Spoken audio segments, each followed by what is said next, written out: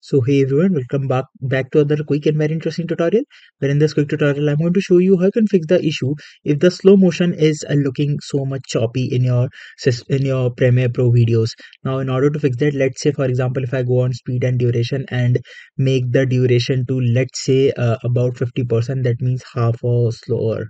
Now, once I do it, for now, if I play it, you'll notice that it looks a little bit choppier. Now, in order to fix that, just simply right click over there. Again, click on the speed and duration, and here you'll see this option of time interpolation. Just simply select it here and set it to optical flow from frame sampling and hit OK. Now, once you do that, here you can see it is asking you to render the screen. Once you do that, you'll notice that the optical flow has made the video very smooth even in the slow motion. Alright, so that's it for this tutorial. I hope this video will be helpful for you. Make sure to hit the like button and subscribe button for more such helpful and interesting tutorials. See you in the next one. Take care.